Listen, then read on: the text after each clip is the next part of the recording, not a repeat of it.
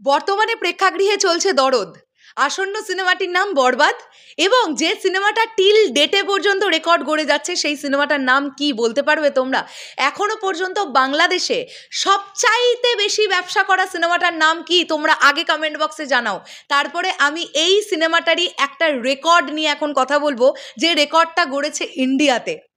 Hello আমার সাকিবিয়ান ভাইরা বোনেরা, চলে এলাম আরও একটা নতুন ভিডিও নিয়ে। অলরেডি কস্টিউম ডিজাইনার ফারজানা সানের একটি ইন্টারভিউ সেশন আমাদের তরফ থেকে চলে এসেছে। তোমরা যারা দেখোনি আমি ডেফিনেটলি বলবো তোমরা দেখে নাও। সেখানে তোমরা বরবাদ সম্পর্কে অনেক কিছু জানতে পারবে। তুফান সিনেমাতে সাকিব ভাইয়ার সঙ্গে ফারজানা সানের যে জেলিং বা যে বন্ডিং, সেই বিষয়টা নিয়ে ফারজানা সান দিদি কথা বলেছেন। তো খুব সুন্দর একটা ইন্টারভিউ সেশন আমরা আনতে পেরেছি আমাদের তরফ থেকে। তো তোমরা অবশ্যই দেখে নিতে পারো ইন্টারভিউ সেশনটি। এখন আমরা এই ভিডিওতে যে বিষয়টা নিয়ে কথা বলবো সেটা হচ্ছে শিলিগুড়িতে এতদিন পরে এসে তুফান একটা বিগেস্ট রেকর্ড গড়েছে। আমি বারবারের জন্যই একটা কথা তোমাদেরকে বলি যে ইন্ডিয়ার বিভিন্ন জায়গাতে সাকিবিয়ানদের ঘাঁটি আছে।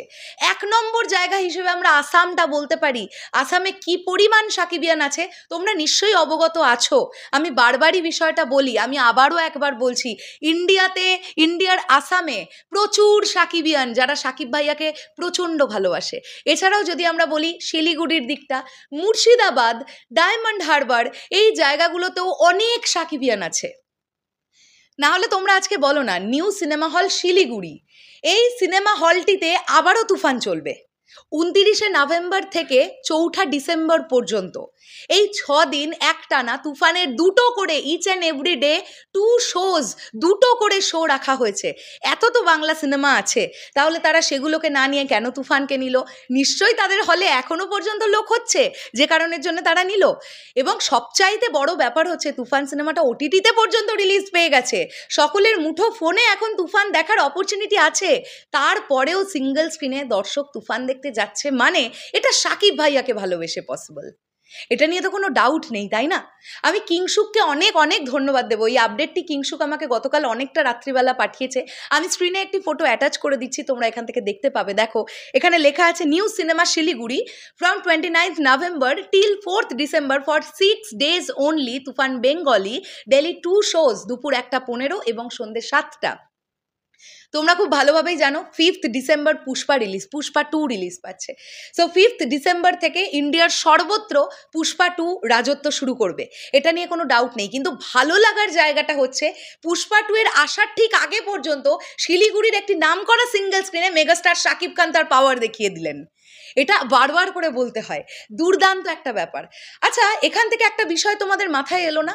29শে নভেম্বর থেকে যদি নিউ সিনেমা হল শিলিগুড়িতে তুফান চলে, তাহলে দরদ কবে থেকে চলবে?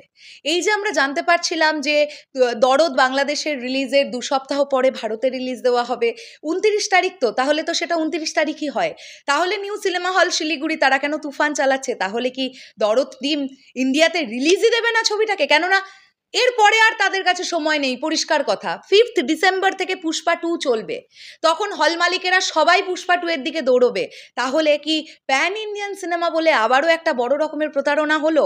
এইটা নিয়ে একটা ডিটেলসে ভিডিও আসবে কিছুক্ষণের মধ্যে। আমি তোমাদেরকে রিকোয়েস্ট করব তোমরা গোটা ভিডিওটা দেখো। আমি একজন ভারতীয় সাকিবিয়ান হয়ে আমার কিছু না বলা কথা আজকে আমি ভিডিওতে অলরেডি শ্যুট করে বলে রেখেছি, যে ভিডিওটা কিছুক্ষণ পরে তোমাদের সামনে পাবলিশ হবে। তোমরা অবশ্যই আমার কথাগুলো শুনবে এবং আমার কথাগুলো যুক্তিযুক্ত মনে হচ্ছে কিনা তোমরা বলবে। আমি যদি ভুল বলে থাকি সেটাও আমাকে ধরিয়ে দেবে, কিন্তু গোটা ভিডিওটা দেখো, কিছুক্ষণের মধ্যে আসবে ভিডিওটা।